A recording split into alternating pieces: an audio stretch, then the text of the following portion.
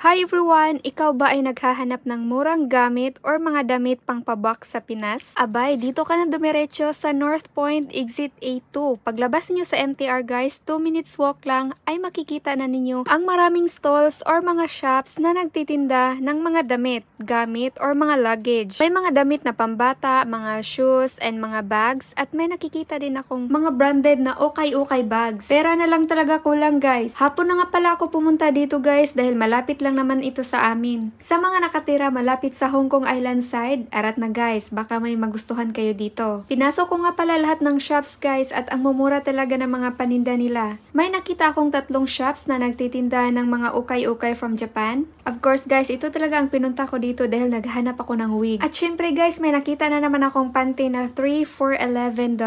Oh, see, napakamura lang guys. So ngayon, alam nyo na kung saan kayo pupunta guys. So isama nyo naman ako oy. Hindi ako sure sa opening time nila guys, so I suggest na kung pumunta kayo dito ay wag nang masyadong maaga guys. I think mga 11 or mga 12 guys, punta kayo dito. Total malapit lang din naman sa MTR station. Close pa yung ibang shops dito guys. Marami-rami na rin akong pinasok guys na shops and then pagkatapos niyan ay umuwi na ako guys. Ay baka mapagalitan pa ako guys na hindi naman ako bumili. Hindi pa naman ako uuwi guys, kaya hindi pa ako namimili. At ayoko rin ng maraming tambak sa kwarto ko guys kasi maliit lang yung cabinet ko. How to get here from North Point MTR Station Exit A2. Paglabas niyo guys, ay turn right and then tawid lang kayo sa kalsada at makikita na ninyo guys.